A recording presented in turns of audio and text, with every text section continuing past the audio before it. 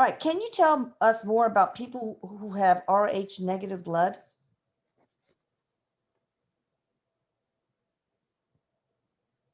Hmm. He says this has to do with the lineage of our ET and ancestry.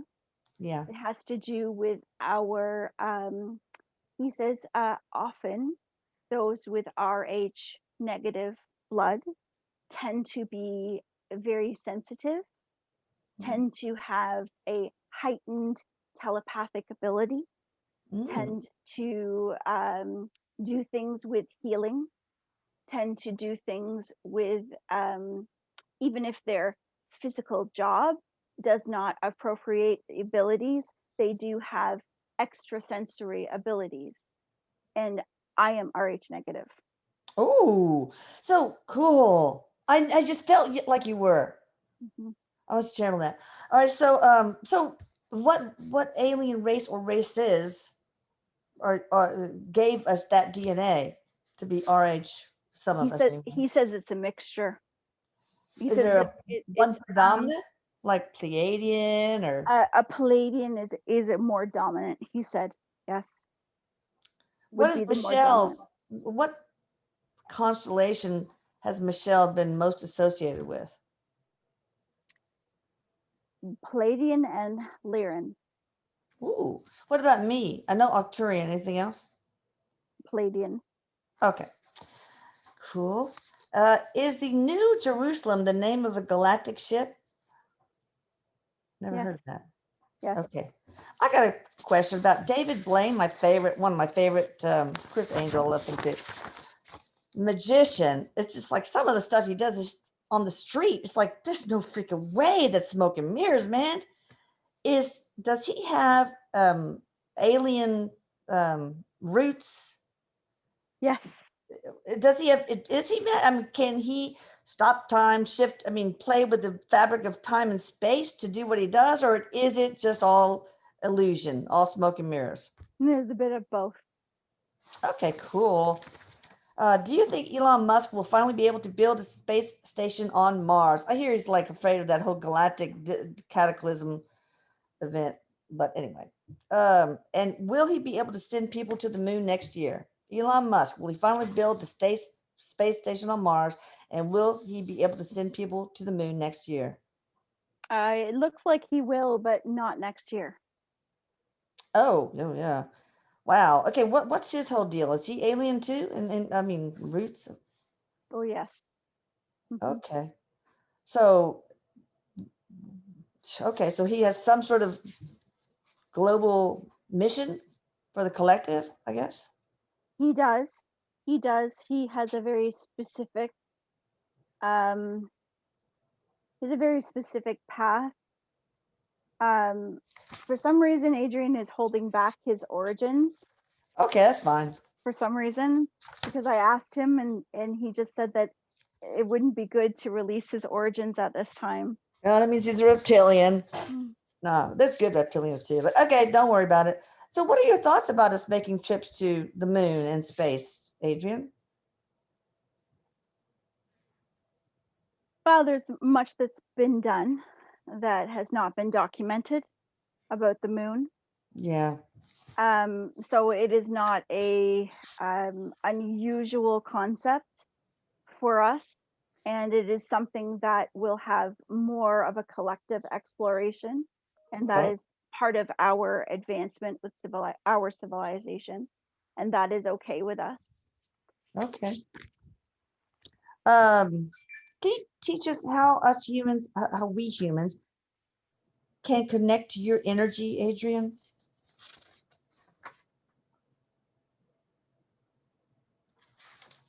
So he says the very best way to best connect with our energy is to practice telepathically with each other, Okay. human beings.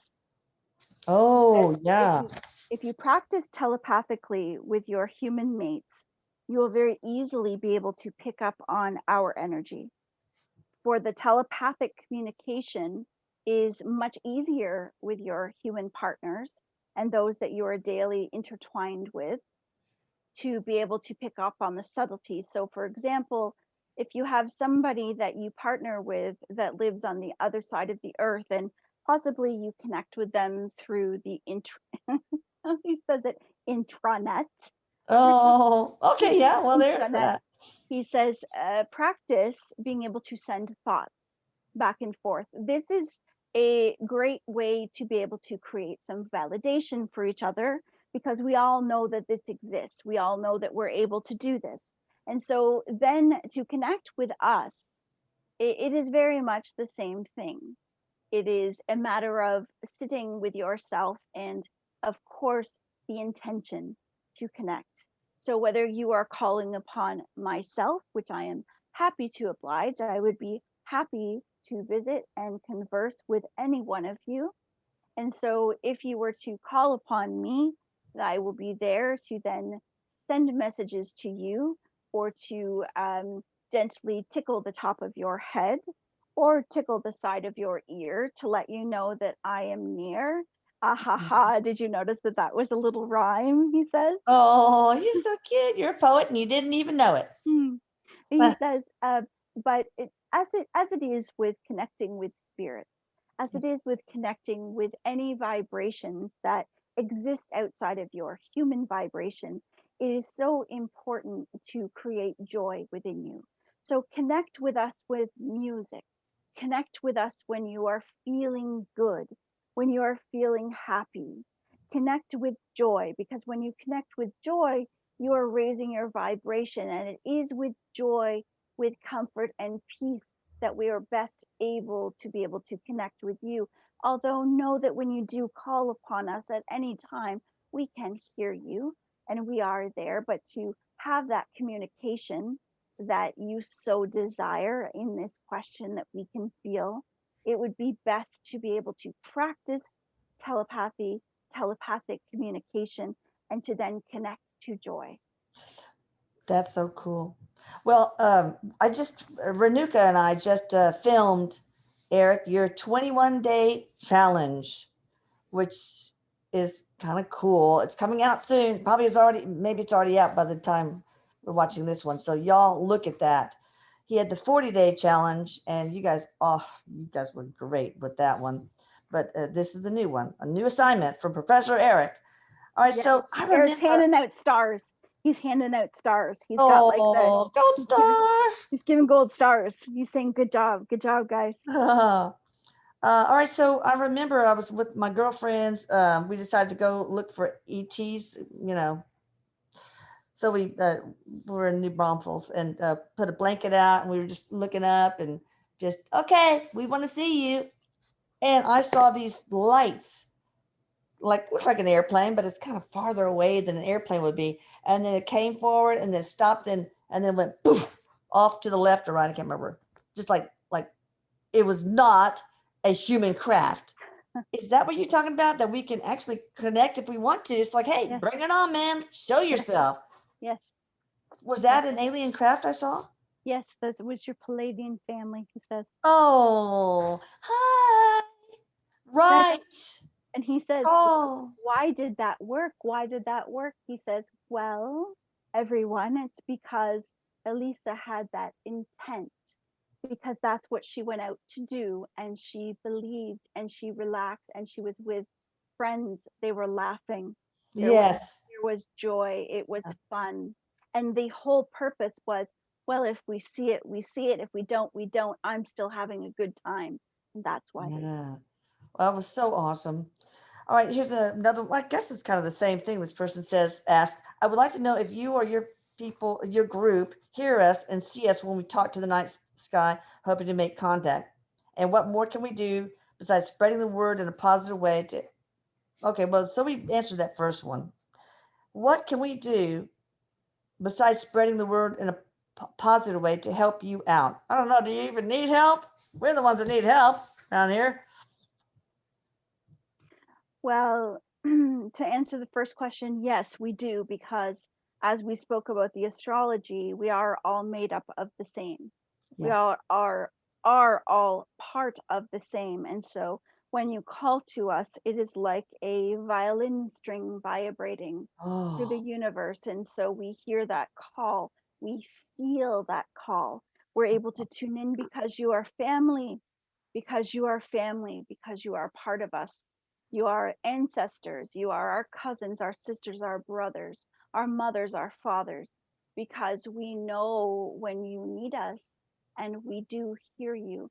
And do we need help? Well, the help that will help you and help us is to be able to see love in everything, to be able to see love and feel love in everything, even when that is most difficult, to be able to see love in a situation that may not necessarily look like it does have love that exists, because when you do that and you practice that, that starts to raise the vibration of you, and that then links to all those you connect with, and you are connected to everyone.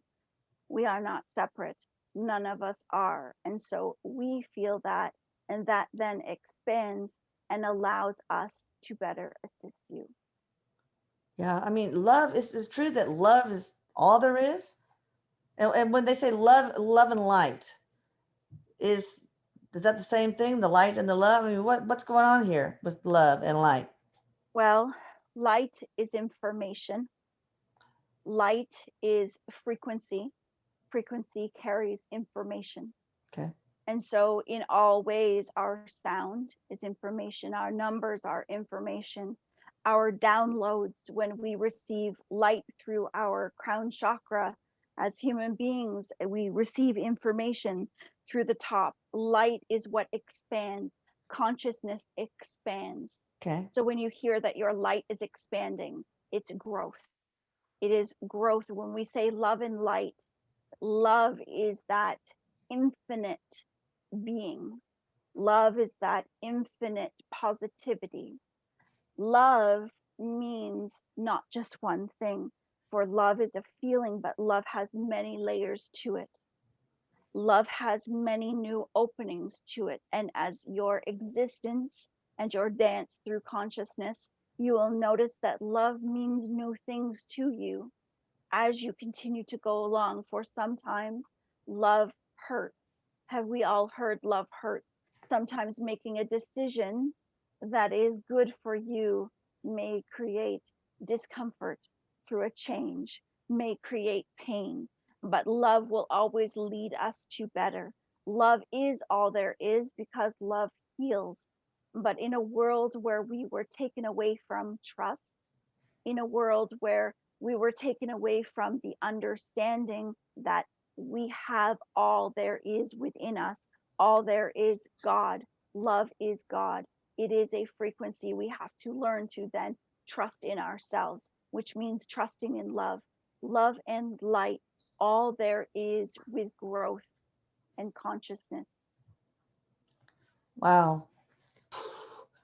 All right. So, well, what is it all there is light, or is all there is love, or is I mean, It what's is the in distinction? it is in of each other. Okay. So I'm learning how powerful love is to transmute all energy. It's amazing, which brings me to this. Well, actually, this one probably comes first. Does all humankind have alien DNA? And if so, is there a certain percentage? Because you said you are us, we are you, etc. So, and Yes, then two more questions, and we'll stop. Part two. yes. It is true that all human beings, and many will have to brace themselves as the revelation of our history, of the true history, becomes uncovered. And we don't like to use the word exposed, but Yeah. as we integrate our real history, we will understand that we have all come from races of a origin that is described as extraterrestrial. The percentages, it depends on how many existences you have had in dimension form. So, for example, you may, mm, he's showing me creation, and I'll tell you, he's just showing me a visual of where did it all begin. And he says, impossible to say. Yeah. But he says that there are some of us that have had more incarnations off planet. Okay. And so, therefore, our percentage would show in the way that he is describing as more extraterrestrial. And that may come out in our purpose here on Earth. It Mhm. may come out as what we are doing here on Earth. And we may have others that have had more incarnations on Earth. We Yeah, also, my husband is one of those for sure. yes, So, what percentage of DNA, alien DNA, does Michelle, and then and I have?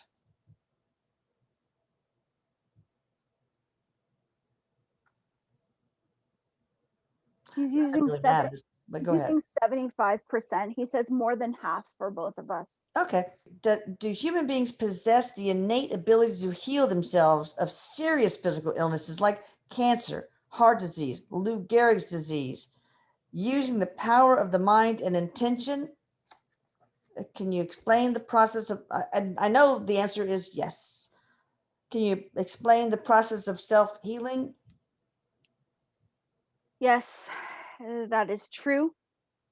Um, there's a couple ways that we could look at this. Um, he wants to use me as an example, Oh yeah.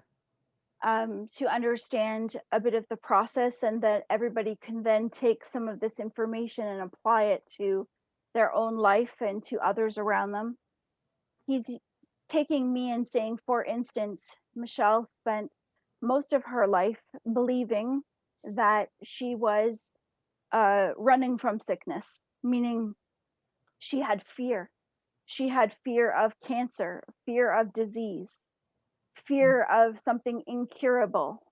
And so, because of that, she would read incessantly on things. She would look things up. She would run to the doctor. She would be something known, as many around her, as a hypochondriac. Oh. That's true. And so, therefore, what happened is, because Michelle was also denying a part of her that was existing, and this was her own ability to take responsibility for herself. And so, the big lesson was that she was choosing to do things in avoidance, avoiding situations. Well, what this created, to make a long story very short, this created, as she has told before, the cancer in her body. This opportunity of cancer in her body gave her a choice as a human being, a choice with her higher self. And would you like to continue through this path here on earth and therefore heal yourself, show yourself the power of taking your responsibility, of facing fear and facing challenge? Or would you like to take this exit point and come home to rest? And so, over the choice she made, she chose to stay. And that choice then created a change in her saying, what can I do to make a change in my body? What can I do? It was the fear that she felt that gave her the opportunity to do something. And the only thing that she felt was in her hands to do was change how she believed, was to change how she thought. And that took days upon moments upon weeks of choosing to feel healed, to think in a healed form, to go in. Now, we will explain this as well.